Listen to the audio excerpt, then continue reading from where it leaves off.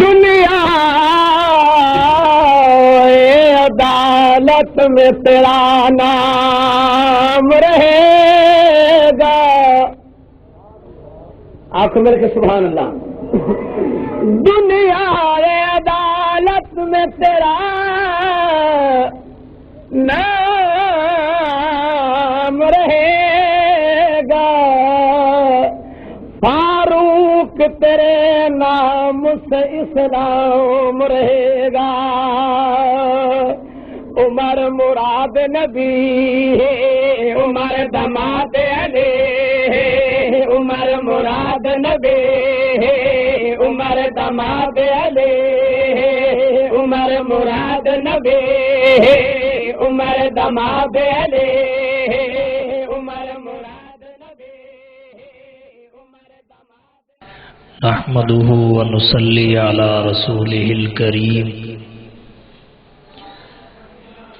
اما بعد فاعوذ بالله من الشيطان الرجيم. بسم الله الرحمن الرحيم.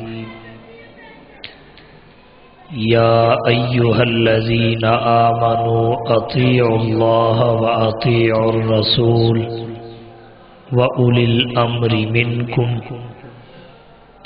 وقال النبي صلى الله عليه وسلم: عليكم بسنتي وسنة الخلفاء الراشدين المهديين. صدق الله ورسوله النبي الكريم. واجب الاحترام معزز سامعین کرام، ہماری آج کی تقریر کا موضوع اور عنوان حضرت عمر بن خطاب رضی اللہ تعالی عنہ کا مثالی دور خلافت و حکومت ہے.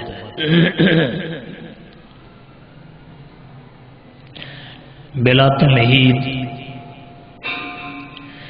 اسی عنوان کے چند گوشے اور پہلو واضح کروں گا.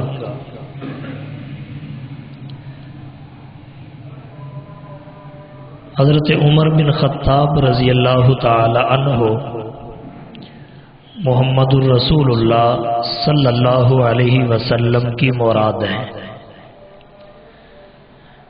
جیسے خود محمد الرسول اللہ صلی اللہ علیہ وسلم حضرت خلیل اللہ کی مراد ہیں. ان دونوں کو اللہ سے مانگ کر لیا گیا ہے. جسے حضرت ابراہیم خلیل اللہ نے مانگا وہ اپنی نبوت میں بے مثال ہے، مثال کوئی نہیں. مثلا تمام انبیاء کی نبوت تو پھیلی ہے، لیکن امام الانبیاء کی ذاتی ہے. تمام انبیاء کی نبوت محدود ہے، افراد کے اعتبار سے، مکان کے اعتبار سے، زمان کے اعتبار سے. لیکن امام الانبیاء کی غیر محدود ہے ہر اعتبار سے. تمام انبیاء کی نبوت کے بعد نبوت ہے، امام الانبیاء کی نبوت کے بعد قیامت ہے. بعثت انا والساعۃ کہاتین. حضور نے فرمایا مجھے اور قیامت کو ان دو انگلیوں کی طرح بھیجا گیا ہے. جس طرح ان دو کے درمیان تیسری انگلی کوئی نہیں، حضور اور قیامت کے درمیان دوسرا نبی کوئی نہیں. جسے ابراہیم خلیل اللہ نے مانگا وہ اپنی نبوت میں بے مثال ہے، اور پھر جسے محمد الرسول اللہ نے مانگا وہ اپنی صحابیت، خلافت اور حکومت میں بے مثال ہے. اور اسی خلافت و حکومت کے بے مثال ہونے کو ہم نے آج کی اس گفتگو میں موضوع بنایا ہے. حضرت عمر بن خطاب رضی اللہ تعالی عنہ 22 लाख मुरब्बा मील के हुक्मरान थे। 10 साल तकरीबन इनकी मुद्दत खिलाफत है। 10 साल इनकी खिलाफत व हुकूमत का दौरानिया है, जिसे न सिर्फ अहले इस्लाम बल्कि अहले कुफर ने भी मिसाली करार दिया है। सवाल ये है, इसके मिसाली होने की वजह क्या है? हजरत उमर बिन खत्ताब का दौरे खिलाफत व हुकूमत मिसाली क्यों है? इसके जवाब में कुरान करीम की एक आयत से हम बात कर सकते हैं। अल्लाह ने 14वें पारा की सूरतुन नहल में फरमाया, ज़रबल्लाहु मसलन क़र्यतन कानत आमिनतम मुतमइन्नतन यअतीहा रिज़्कुहा रगदम मिन कुल्ली मकान। अल्लाह ने एक बस्ती की मिसाल को बयान किया और उसके मिसाली होने की 2 वजह जिक्र की। नंबर 1, कानत आमिनतम मुतमइन्ना, उसका अमन और इत्मीनान वाली होना। नंबर 2, यअतीहा रिज़्कुहा रगदम मिन कुल्ली मकान, हर जानिब से वाफिर रिज़्क का आना। अमन और इत्मीनान का हर किसी को नसीब होना और रिज़्क का हर किसी के पास पहुंचना। बदअमनी भी ना हो, मुआशी तंगदस्ती भी ना हो।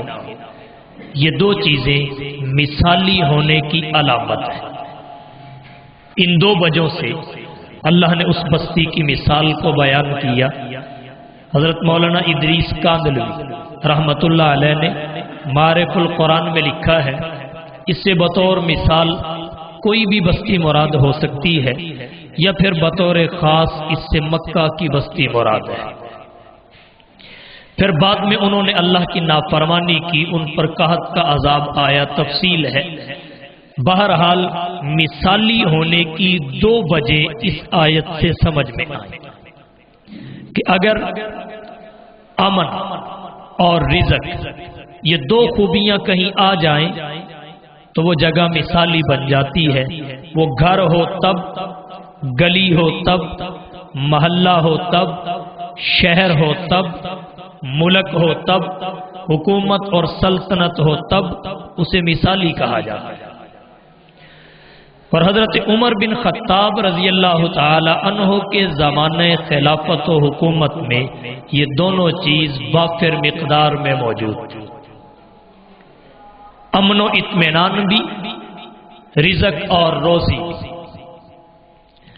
हजरत उमर बिन खत्ताब रजी अल्लाह ताला अन्हो के ज़माने खिलाफत में अमन की क्या कैफियत, इत्मीनान का क्या आलम था।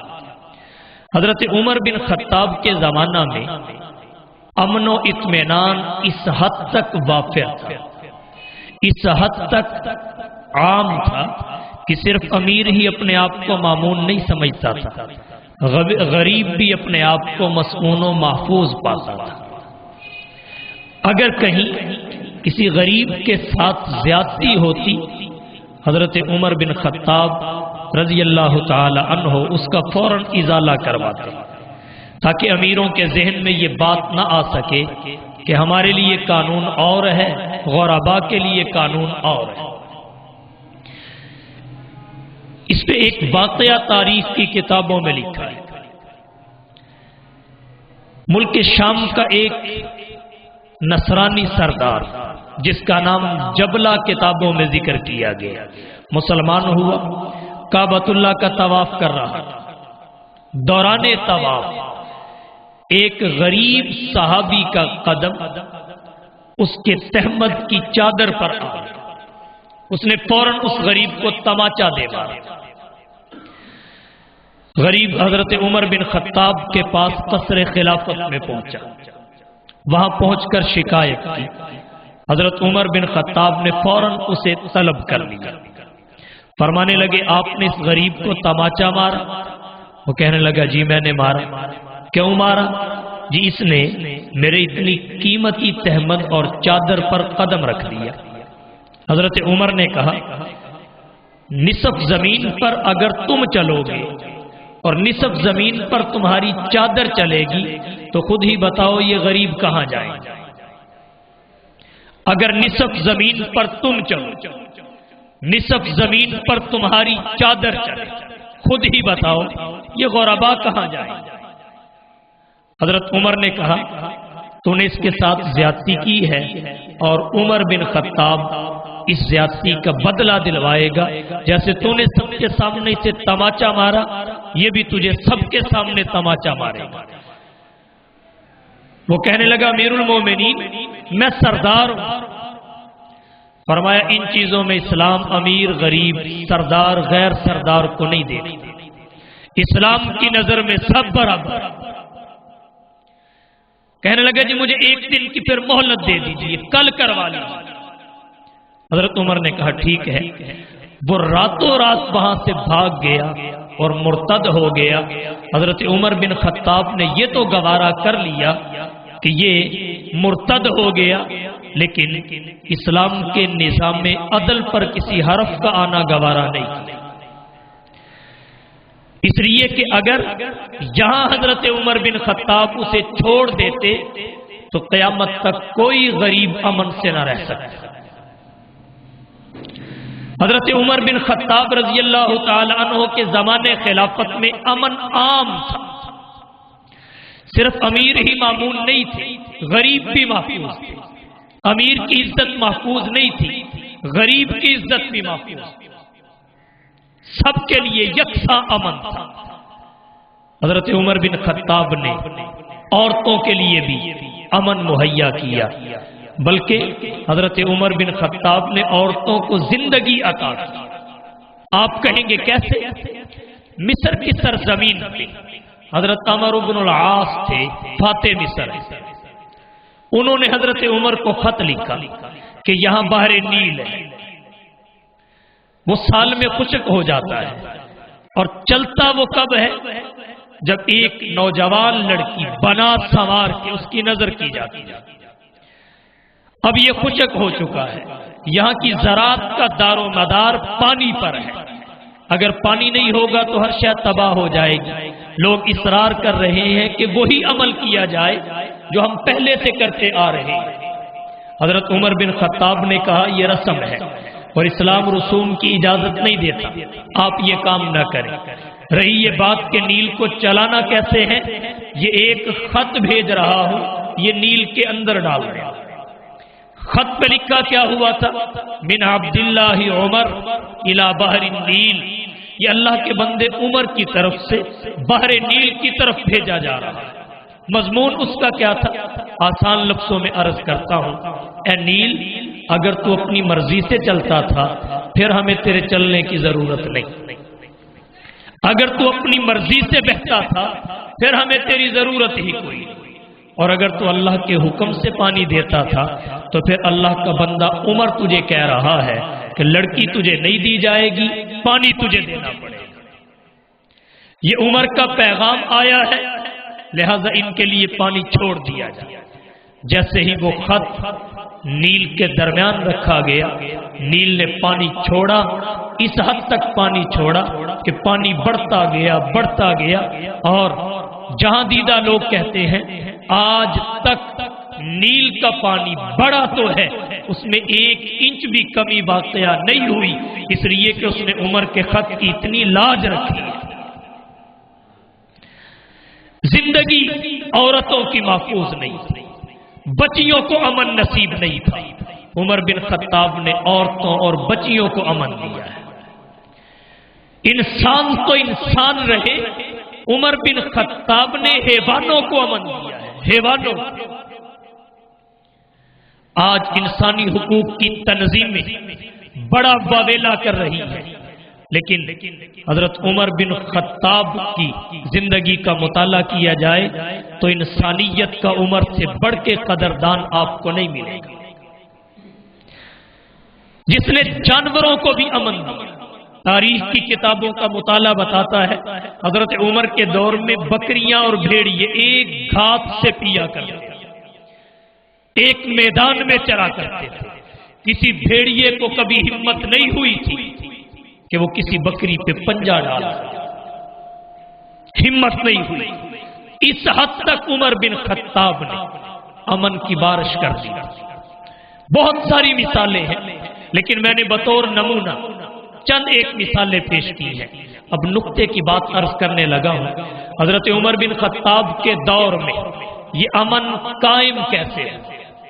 قیام امن کا ان کے پاس کون سا نسخہ تھا جس کی وجہ سے اتنا مثالی امن اتنے طویل و عریض رقبہ پر انہوں نے قائم کیا؟ یاد رکھیے، حضرت عمر کے پاس قیام امن کا نسخہ عدل و انصاف کی صورت میں تھا۔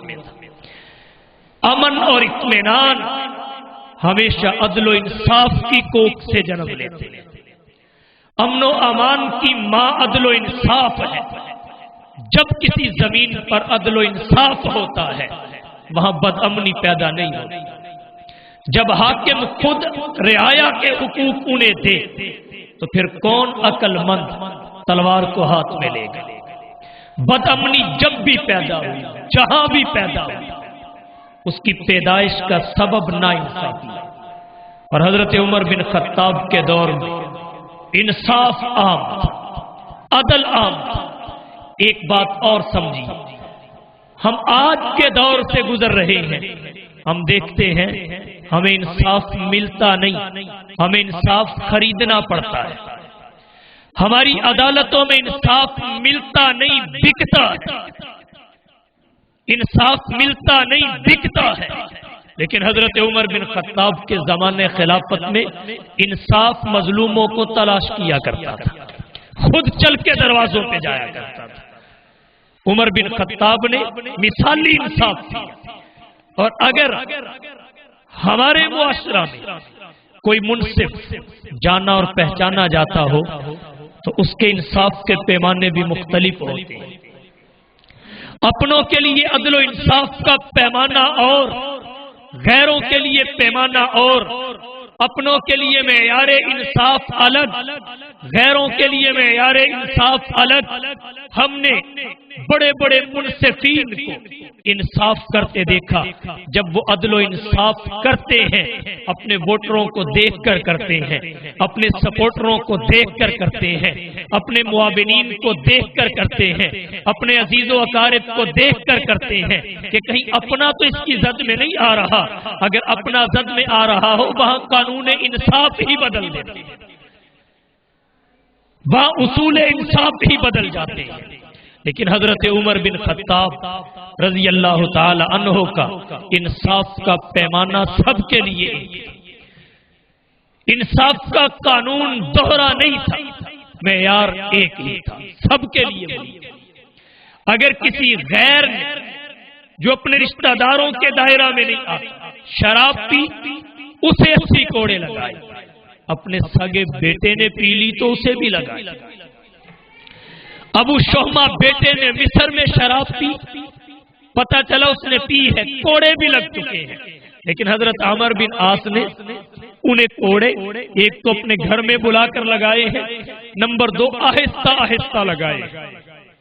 حضرت عمر نے ان کو خط لکھا کہ مجھے آپ کی اس جرت پر بڑا تعجب ہوا کہ آپ نے اپنے گھر میں بلا کر اور آہستہ آہستہ شرابی کو کوڑے لگائے۔ شراب پینے والے کے ساتھ رعایت کی شریعت نے جو حدود مقرر کی ہے ان کی حکمت یہ ہے، ایک تو ان میں حکم یہ ہے سر عام، نمبر 2 جس کیفیت سے شریعت نے کہا اسی کیفیت۔ حکمت کیا ہے؟ سر عام جب لگاؤ گے، حد سر عام نافذ کرو گے تو دوسروں کے لیے عبرت کا باعث بنے گا، اور جب مقررہ کیفیت سے لگاؤ گے تو وہ دوبارہ جسے حد لگ رہی ہے اس گناہ میں مبتلا نہیں ہوگا۔ لیکن جیسی رعایت تم نے کی اس سے یہ حکمت فوت ہو جاتی ہے۔ تم نے گھر میں کوڑے لگائے، دوسروں کو عبرت کیسے ہوگی؟ پھر آہستہ آہستہ لگائے، اس کے دل میں اس سزا کا خوف کیسے پیدا ہوگا؟ اس لیے تمہارے اس عمل اور جرت پر مجھے تعجب ہے اور میں اس کے سوا آپ کے لیے اب کچھ بھی نہیں کر سکتا کہ آپ کو معزول کرتا، معزول کر، اور اپنے بیٹے کو بلایا اور اسے کہا تجھے دوبارہ کوڑے لگیں گے، زور سے لگیں گے، سر عام لگیں۔ حضرت عبد الرحمن بن عوف حضرت عمر سے بڑے بے تکلف، انہوں نے کہا امیر المومنین سزا مل چکی ہے، دوبارہ کیوں سزا دیتے ہو؟ فرمانے لگے جیسے ملنی چاہیے ویسے نہیں، سفارش کو مسترد کر دی۔ بیٹا ہاتھ باندھ کر کھڑا ہو گیا، ابا جان بیمار ہوں، مر جاؤں گا۔ کہا بیٹا مرتا مر جائے لیکن عمر کا عدل و انصاف نہیں مرنا چاہیے۔ بیٹے کا مرنا گوارا ہے لیکن اسلام کے نظام عدل و انصاف پر کسی حرف کا آنا گوارا نہیں۔ حضرت عمر نے اسے دوبارہ کوڑے لگائے، سرے عام لگائے۔ 1 مہینے کے بعد بیٹے کا انتقال ہو گیا، یہ تو گوارا کر لیا لیکن عدل و انصاف پہ کسی حرف کا آنا گوارا نہیں کیا۔ جب ایسا عدل و انصاف ہو، امن کیوں نہ جنم پھوٹے گا، امن کی بارش برسے گی، ہر جانب امن ہی امن نظر آئے گا، تو امن عدل و انصاف کی کوکھ سے جنم لیتا ہے۔ اور حضرت عمر بن خطاب کا عدل و انصاف وہ ہے جسے غیر بھی تسلیم کرتے ہیں۔ اس کی متعدد مثالیں، 1-2 مثال میں اور عرض کر دیتا ہوں۔ حضرت عمر بن خطاب رضی اللہ تعالیٰ عنہ کی سوانے کی کتابوں میں لکھا ہے، خشک روٹی کھا کھا کے ان کی انتڑیوں پہ سوزش آ گئی۔ حکما اور اطباء کہنے لگے اس انتڑیوں کی سوزش کی وجہ خشکی ہے، آپ زیتون کا تیل چند دن استعمال کریں یہ بیماری ختم ہو جائے گی۔ جو ہی جسم میں چکناہٹ گئی خشکی ختم، خشکی گئی تو سوزش ختم، آپ ٹھیک ہو جائیں گے۔ حضرت عمر بن خطاب کہنے لگے میرے پاس تو زیتون کا تیل استعمال کرنے کی گنجائش نہیں۔ حکما نے کہا کہ بیت المال میں تیل ہے۔ حضرت عمر نے کہا ٹھیک ہے، بیت المال والے کو بلا لیا، پوچھا بیت المال میں کتنا تیل ہے؟ حضرت وافر ہے، بہت بڑی مقدار میں۔ حضرت عمر کہنے لگے اچھا یہ بتا اگر اسے مدینہ کے سب لوگوں پہ تقسیم کیا جائے تو پھر میرے حصے میں کتنا آتا ہے؟ بیت المال والے نے کہا جی پھر تو تھوڑا سا آتا ہے، وہ تو آپ کے علاج کے لیے ناکافی ہے۔ حضرت عمر بن خطاب رضی اللہ تعالی عنہ نے جب یہ بات سنی اپنے پیٹ پہ یوں ہاتھ مار کے کہنے لگے جتنا مرضی گڑ گڑاتا رہے تجھے ملے گا وہی جو تیرے حصے میں آتا ہے، تجھے ملے گا وہی جو تیرے حصے میں آتا ہے، حصے سے زائد تجھے نہیں مل سکتا۔ بے شک تو امیر المومنین کا پیٹ ہے، بے شک تو خلیفۃ المسلمین کا پیٹ ہے۔ یہ عمر بن خطاب کا عدل و انصاف تھا۔ امام اہل سنت حضرت مولانا عبد الشکور لکھنوی رحمت اللہ علیہ نے سیرت خلفائے راشدین میں ایک واقعہ لکھا ہے، فرماتے ہیں حضرت عمر بن خطاب رات کو گشت کیا کرتے تھے، شام ڈھلتے ہی کوڑا پکڑ لیتے تھے اور گلیوں کا چکر لگاتے تھے۔ رعایا سوتی تھی، امیر المومنین پہرے دار ہوتے تھے، عوام سوتی تھی، امام پہرا دیتے تھے۔ اور آج کا دور کیا ہے؟ اس کا برعکس دور ہے۔ یہی وجہ ہے آج کے دور میں وہ امن بھی نہیں جو اس دور میں تھا، وہ معاشی خوشحالی بھی نہیں جو اس دور میں تھی۔ حضرت عمر رات کو پہرا دیتے تھے، ایک ہاتھ میں درہ ہوتا تھا، دوسرے ہاتھ میں لالٹین ہوتی تھی، گلیوں میں پہرا دیا کرتے تھے، عوام سوتی تھی، امام جاگتا تھا۔ ایک دن حضرت عمر پہرا دے رہے، دیکھا کہ ایک گلی کے کونے پہ ایک مرد اور عورت 2 فرد کھڑے ہیں اور وہ سرگوشی کر رہے ہیں۔ حضرت عمر پاس سے گزرے، اس آدمی کو کوڑا مارا، وہ کہنے لگے حضرت یہ تو میری بیوی ہے، یہ میری بیوی ہے۔ حضرت عمر نے کہا بے شک بیوی ہے، تو اس طرح لے کے کیوں کھڑا ہے؟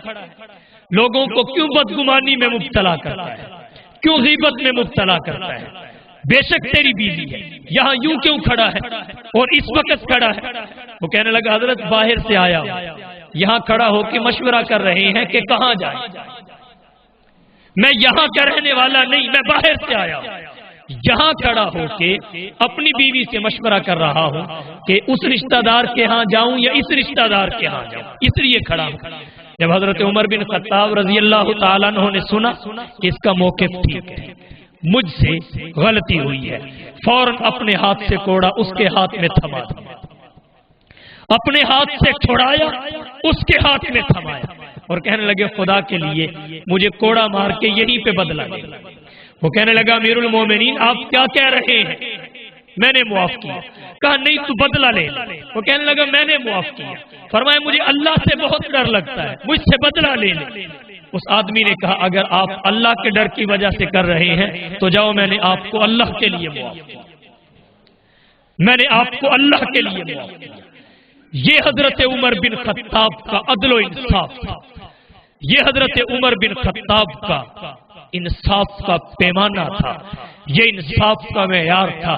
اگر بیت المال سے غنیمت سے جو باقی صحابہ کو ملا وہی عمر نے لیا. ان کو ایک چادر ملی، حضرت عمر کو بھی ایک چادر ملی. اور جب حضرت عمر منبر پہ 2 چادریں پہن کے بیٹھے، صحابہ کرام میں سے کسی نے سوال کر دیا جناب خطبہ بعد میں سنیں گے، پہلے بتائیے ہمارے پاس چادر ایک ایک ہے، آپ کے پاس 2 کہاں سے آئے؟ حضرت عمر بن خطاب نے کہا اس کا جواب عمر نہیں دے گا، عبداللہ بن عمر دے گا. عبداللہ بن عمر کھڑے ہوئے، کہنے لگے ایک چادر میرے ابا جان کی ہے، دوسری میں نے اپنے ابو کو ہدیہ کر دیا، اس لیے میرے پاس ایک بھی نہیں ہے، میرے ابو کے پاس 2 ہو گئی ہے. ان کے لیے کوئی اضافی چیز نہیں تھی. جو عوام کے لیے وہی حکمران کے لیے، جو عوام کے لیے وہی امام کے لیے، جو غلام کے لیے وہی آقا کے لیے. کیا کہنے عدل و انصاف کے، کیا کہنے عدل و انصاف کے. باقی نے فتوح الشام میں لکھا ہے حضرت عمر بن خطاب کو شام کے عیسائیوں نے خود بلایا کہ ہم نے ان کی نشانیاں تورات انجیل میں پڑھ رکھی ہیں، انہیں بھیج دو، ہم ان نشانیوں کے مطابق دیکھ لیں گے، اگر عمر ہی ہوئے ہم لڑائی نہیں کریں گے، چابیاں ان کے دامن میں ڈال دیں گے. حضرت عمر بن خطاب چلے. مورخین کہتے ہیں ایک غلام ساتھ، سوار 2 تھے، سواری 1 تھی. حضرت عمر نے طے یہ کیا کہ اتنے میل تک میں سواری کروں گا، تو مہار پکڑے گا، پھر اتنے میل تک تو سواری کرے گا، میں مہار پکڑوں گا. حضرت عمر بن خطاب سوار ہوئے، غلام مہار پکڑ کے چلتا رہا. پھر حضرت عمر نے غلام کو سوار کیا، خود مہار پکڑ کے چلتے رہے. انصاف یہ نہیں کہ میں حکمران ہوں، امام ہوں، خلیفہ ہوں، یہ غلام ہے اور غلام کا کام خدمت کرنا ہوتا ہے. انسان سمجھا غلاموں کو بھی، اسے سوار کیا، مہار پکڑ کے چل پڑے. مہار پکڑے جا رہے تھے، ایک بستی سے گزر ہوا. ایک آدمی نے سوال کیا کہ کیا امیر المومنین وہ ہے جو شاہ سوار ہے؟ کیا امیر المومنین وہ ہے جو سواری پر سوار ہے؟ حضرت عمر خود بولے، فرمانے لگے وہ امیر المومنین نہیں جو سوار ہے، بلکہ وہ امیر المومنین ہے جس کے ہاتھ میں مہار ہے. وہ امیر المومنین ہے جس کے ہاتھ میں مہار ہے. ایسا مثالی عدل و انصاف اور امن اطمینان ہمیشہ عدل و انصاف کی کوکھ سے جنم لیتا ہے. جب حکمران عدل و انصاف سے کام لے، رعایا کو انصاف دے، پھر کیسے معاشرہ میں بد امنی پیدا ہو سکتی ہے، پھر سوسائٹی اور سماج کیسے بد امنی کی تصویر بن سکتا ہے. حضرت عمر کے پاس قیام امن کا یہ نسخہ تھا. انہوں نے عدل و انصاف کی تلوار سے امن قائم کیا اور 22 لاکھ مربع میل کو امن اور آشتی کا گہوارہ بنا دیا. یہ ان کے دور خلافت و حکومت کے مثالی ہونے کی پہلی وجہ. اور حضرت عمر بن خطاب اپنے لیے استثناء کا قانون نہیں رکھتے. ہمارے آج کے حکمرانوں نے جو قوانین بنائے ان میں فلانے قانون میں صدر کو استثناء حاصل ہے، فلانے قانون میں وزیر اعظم کو استثناء حاصل ہے. لیکن حضرت عمر بن خطاب وہ عادل حکمران تھے جن کے لیے وہی قانون ہوتا تھا جو رعایا اور عوام کے لیے ہوتا تھا. اپنے لیے استثناء کا قانون نہیں تھا، استثناء نہیں رکھتے تھے. امام طبری رحمت اللہ علیہ نے تاریخ طبری کی 4 جلد کے 207 صفحہ پہ لکھا ہے کہ حضرت عمر بن خطاب جب کسی کو عامل اور گورنر بناتے تو 5 چیزوں کی ہدایت کرتے کہ ان 5 پہ عمل کرنا. وہ 5 کون سی تھی؟ نمبر 1، کوئی بھی گورنر، کوئی بھی عامل ترکی گھوڑے پر سواری نہیں کرے گا، یہ تکبر کو جنم دیتا ہے۔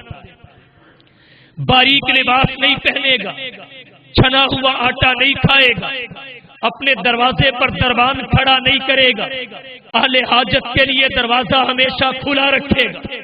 5 نصیحتیں کرتے تھے، 5 ہدایات دیتے تھے، اور پھر یہ ان کے لیے نہیں ہوتی تھی، حضرت عمر خود بھی ان پہ عمل کرتے تھے، اپنا استثناء بھی رکھتے تھے۔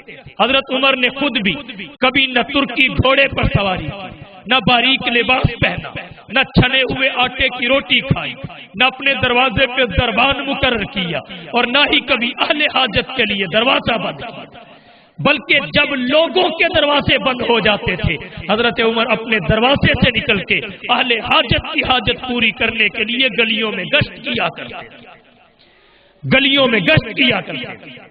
اور اگر کہیں اطلاع مل جاتی کہ ان ہدایات کی مخالفت ہوئی ہے، ان کی خلاف ورزی ہوئی ہے، تو پھر اپنے کڑے نظام احتساب کو حرکت میں لایا کرتے تھے، اپنے نظام احتساب کو حرکت میں لاتے، فوری کارروائی کرتے، اس کا سد باب کرتے۔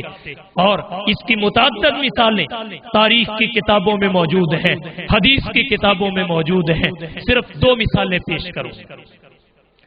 ایک مثال کنز الامال کی، غالباً 6 جلد 355 صفحہ پہ کنز الامال میں لکھا ہوا ہے کہ حضرت سعد بن ابی وقاص رضی اللہ تعالی عنہ، اور سعد بن ابی وقاص کون تھے؟ الاصابہ فی تمییز الصحابہ میں لکھا ہے یہ حضور صلی اللہ علیہ وسلم کے ماموں تھے، گورنر کوفہ تھے۔ سعد بن ابی وقاص کے بارے میں حضرت عمر بن خطاب کی انٹیلیجنس نے رپورٹ مہیا کی، جی انہوں نے اپنے دروازے کے باہر ایک محل تعمیر کیا ہے، اور اس محل کے باہر ایک ڈیوڑی بنائی جو اہل حاجت کو گورنر تک پہنچنے میں مشکلات کا باعث بنتی ہے۔ حضرت عمر بن خطاب نے فوراً حضرت محمد بن مسلمہ کو بھیجا اور انہیں کہا جا کے تحقیقات کرو، اگر بات صحیح ہے تو فوراً ڈیوڑی کو آگ لگا دو۔ محمد بن مسلمہ گئے، تحقیقات کی، صحیح بات تھی، انہوں نے فوراً اس ڈیوڑی کو آگ لگا دی۔ جب اس کا دھواں بلند ہوا، آگ کے شعلے آسمان کی طرف لپکنے لگے، پھر سعد بن ابی وقاص باہر آئے، دیکھا محمد بن مسلمہ اپنے عملے کے ساتھ وہاں کھڑے ہوئے ہیں۔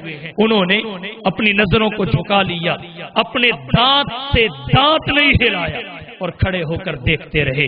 حضرت عمر بن خطاب کے ہاں ان کی پیشی ہو گئی، فوراً ان کا نظام حرکت میں آتا تھا۔ اور ایک مثال اس کی کتاب الخراج کے 66 صفحہ پر، اور تاریخ طبری کی 4 جلد کے 207 صفحہ پر ہے کہ حضرت ایاس بن غنم، یہ مصر کے گورنر تھے، ان کے بارے میں اطلاع ملی جی انہوں نے باریک لباس پہنا، باریک کپڑے پہن کر یہ گورنر ہاؤس میں بیٹھتے ہیں۔ فوراً محمد بن مسلمہ کو بھیجا، جا کے تحقیقات کیجئے، اگر بات صحیح ثابت ہو انہیں گریبان سے پکڑ کے میرے پاس لے آئیے۔ محمد بن مسلمہ گئے، دیکھا کہ وہ باریک کپڑے پہن کر اپنے مسند پر بیٹھے ہوئے تھے، گریبان سے پکڑا اور قصر خلافت میں لا کر چھوڑ دیا۔ حضرت عمر بن خطاب نے جب انہیں دیکھا باریک کپڑے پہنے ہوئے تھے، اتروا دیے اور بکریوں کے بالوں کا ایک گرم چوغا انہیں پہنایا، پہنا کر کہا آج سے تیری ڈیوٹی یہ ہے کہ تو بیت المال کی بکریاں چرائے۔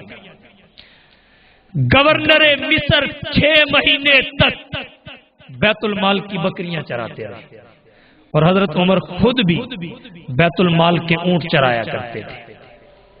یہ عاجزی اور انکساری، 6 مہینے تک بیت المال کی بکریاں چراتے رہے، اور حضرت ایاس بن غنم روتے تھے کہ کاش اس دن سے پہلے مجھے موت آ جاتی۔ 6 مہینے تک بکریاں چرائیں۔ اس کے بعد حضرت عمر کہنے لگے لگتا ہے جتنی سزا مل چکی ہے دوبارہ یہ کام نہیں ہوگا۔ پھر انہیں اس عہدے پر بحال کیا، دوبارہ ان کی کبھی بھی ایسی شکایت نہیں آئی۔ اپنے لیے استثناء نہیں تھا، سب سے پہلے قانون پہ خود عمل کرتے تھے، پھر دوسروں سے کرواتے تھے، اور اس میں برکت ہوتی ہے، اللہ کی طرف سے تائید ہوتی ہے، اللہ کی طرف سے مدد اور نصرت شامل حال ہوتی ہے.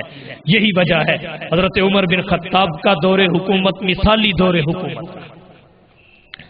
عدل و انصاف انہوں نے مرنے نہیں. عدل و انصاف کا قانون طاقتور رکھا. اور یہ کب طاقتور بنتا ہے؟ جب سب کے لیے ایک جیسا ہو، کسی کے لیے استثناء نہ ہو. حضرت عمر بن خطاب نے اس طرح اس قانون کو مضبوط اور طاقتور بنایا. تو ان کے دور میں امن و امان عام تھا. یہ پہلی وجہ ہے اس دور خلافت و حکومت کے مثالی ہونے کی. اور دوسری وجہ کیا ہے؟ دوسری وجہ یہ ہے کہ حضرت عمر بن خطاب رضی اللہ تعالی عنہ کے دور میں معاشی تنگ دستی نہیں تھی. رزق اور روزی عام تھی، سب کو پہنچتی تھی. اور حضرت عمر نے معاشی تنگ دستی کے خاتمے کا بڑا اچھا انتظام کیا. فوجی چھاؤنیاں مقرر کر دی تاکہ یہ معاشرہ کو امن فراہم کرے اور معاشرہ کے افراد کی روزی کا بندوبست ہو جائے. یک تیر دو شکار. پھر 100 کم 5000 مساجد تعمیر، جن میں 900 جامعہ اور 4000 عام مساجد. ان میں مؤذن مقرر کیے، امام مقرر کیے، خطیب مقرر کیے، ان کی تنخواہیں مقرر کی تاکہ حقوق اللہ کی ادائیگی بھی احسن انداز سے ہوتی رہے اور معاشی تنگ دستی بھی ختم ہو جائے. پھر حضرت عمر بن خطاب رضی اللہ تعالیٰ عنہ نے بیت المال کو قائم کیا. بیت المال کو قائم کر کے غرباء کے، فقراء کے، مساکین کے، عمال کے وظائف مقرر کیے تاکہ سب کو رزق روزی مہیا ہو، معاشی تنگ دستی کا خاتمہ ہو. اور عمر بن خطاب نے جو بچوں کا وظیفہ مقرر کیا اس کے لیے معیار یہ رکھا کہ جن بچوں کا دودھ چھڑا دیا جائے گا ان بچوں کا وظیفہ جاری ہو جائے گا. ایک دن رات کو گشت کر رہے تھے، دوران گشت آواز سنی ایک بچے کے رونے کی. دروازے پہ دستک دی، دستک دے کے کہا یہ بچہ کیوں رو رہا ہے؟ آواز آئی جس کا وقت سے پہلے دودھ چھڑا دیا گیا ہے. حضرت عمر نے کہا وقت سے پہلے دودھ کیوں چھڑایا؟ اس عورت نے کہا اس لیے کہ امیر المومنین کا قانون یہ ہے کہ وہ بچے کا وظیفہ تب جاری کرتے ہیں جب اس کا دودھ چھڑوایا جائے. ہمارے پاس اور کوئی انتظام نہیں، ہم نے وقت سے پہلے دودھ چھڑوا دیا تاکہ اس کا وظیفہ جاری ہو اور ہم آسانی سے گزر بسر کر سکیں. حضرت عمر آنکھوں میں آنسو آ گئے، آنکھوں میں آنسو سجائے ہوئے اللہ کے دربار میں پہنچے، سجدہ ریز ہو گئے، اللہ سے معافی مانگنے لگے. اے اللہ، میں نے بہت سارے بچوں کے ساتھ نادانی میں ظلم کیا، مجھے معاف کر دیجئے. آج سے عمر قانون بناتا ہے کہ کسی بھی بچے کا وظیفہ دودھ چھڑوانے سے مقرر نہیں کیا جائے گا، اس کے دنیا میں تشریف لانے سے ہی مقرر کر دیا جائے گا. اس طرح حضرت عمر بن خطاب نے ایک ایک شخص کی روزی کا بندوبست کیا. جب مسند خلافت پر متمکن ہوئے اس وقت تنگ دستی تھی، فقر و فاقہ کا عالم تھا. کسی کو روٹی ملتی تھی، کسی کو نہیں ملتی تھی. حضرت عمر رات کو گشت کرتے، ایک ایک بھوکے کو تلاش کرتے، بیت المال سے اس کی خوراک کا انتظام کرتے. اور عمر بن خطاب نے اپنے دور خلافت میں پھر معاشرہ کو اس اسٹیج پر پہنچا دیا تھا کہ مکے اور مدینے کی گلیوں میں لوگ اپنی زکوٰۃ کو یوں ہاتھوں پہ لے کر پھرتے تھے، ہاتھوں پہ لے کر، اور آواز بلند کرتے تھے کیا کوئی ہے ہم پہ احسان کرنے والا؟ کیا ہے کوئی زکوٰۃ لینے والا؟ اس زکوٰۃ کو وصول کرے، ہم پہ احسان کر دے، ہمارا فرض ادا ہو جائے. پورے مدینہ میں زکوٰۃ کا مستحق کوئی نہ ملتا، زکوٰۃ کا مستحق کوئی نہ ہوتا. اس حد تک معاشی خوشحالی تھی، اس حد تک رزق اور روزی کی وسعت اور فراوانی تھی. یہی وجہ ہے کہ قرآن کریم کی اس آیت کی روشنی میں ضرب اللہ مثلا قریۃ کانت آمنۃ مطمئنۃ یأتیھا رزقھا رغدا من کل مکان. حضرت عمر کا دور خلافت و حکومت مثالی ہے جو صرف انسان کے لیے ہی متفکر نہیں تھے کہ یہ کھا کے سوئے، بلکہ وہ حیوانوں کے لیے بھی کہتے تھے لو مات الکلب علی شطۃ الفرات لسئل ابن الخطاب. اگر نہر فرات کے کنارے پر کوئی کتا بھی پیاسا مر گیا تو عمر بن خطاب سے سوال کیا جائے گا، عمر بن خطاب سے پوچھا جائے گا. اگر آج ہمارے حکمران حضرت عمر بن خطاب کے طرز حکومت کو اپنا لیں تو پاکستان کا مقابلہ کوئی ملک نہیں کرے. اغیار نے اپنایا اگرچہ ایمان نہیں لایا، غیر نے اپنایا اگرچہ ایمان نہیں لایا، وہ ترقی کی طرف جا رہے ہیں، اور ہم حضرت عمر کے نام لیوا ہو کر بھی تنزلی کی طرف جا رہے ہیں، کیونکہ ہم نے عملی طور پر حضرت عمر بن خطاب کے طرز حکومت کو قبول نہیں، اسے اپنایا نہیں ہے۔ دعا کریں اللہ ہمیں عمر جیسا حکمران پیدا کرے۔ تمنا ہے کہ پھر دنیا میں شان حق ہویدا ہو، تمنا ہے کہ پھر دنیا میں شان حق ہویدا ہو، عرب کے ریگزاروں سے کوئی فاروق پیدا ہو، تمنا ہے کہ پھر دنیا میں شان حق ہویدا ہو، عرب کے ریگزاروں سے کوئی فاروق پیدا ہو، مساوات و عدالت کا زمانے بھر میں چرچا ہو، وہی برقے تجلی افق پر پھر آشکارا ہو، بڑا چرچا ہے پھر قصرے جہاں میں اہل باطل کا، کوئی فاروق پھر اٹھے تو حق کا بول بالا ہو۔ پروردگار اگر کسی کو حکومت عطا کرے تو عمر جیسا مزاج بھی عطا کر، اگر کسی کو اقتدار عطا کرے تو عمر جیسا تحمل بھی عطا کر، اگر کسی کو مال عطا کرے تو عمر جیسا جذبہ سخاوت بھی عطا کر۔ مولا کریم اگر کسی کو منصب عطا کرے تو عمر جیسی صفات بھی عطا کر۔ پروردگار اگر کسی کو حکمران بنائے تو عمر جیسا دل بھی عطا کر۔ تو مثالی دور حکومت عمر کا کیوں؟ اس وجہ سے کہ امن و اطمینان بھی عام تھا اور رزق و روزی بھی عام تھی، نہ بد امنی تھی نہ معاشی تنگ دستی تھی، اور یہی کسی بھی بستی، محلے، گلی، شہر، ملک حکومت کے مثالی ہونے کی وجہ ہے۔ کانت آمنۃ مطمئنۃ یأتیھا رزقھا رغدا من کل مکان۔ اللہ تعالی ہم سب کو حضرت عمر بن خطاب کے اور دیگر صحابہ کرام کے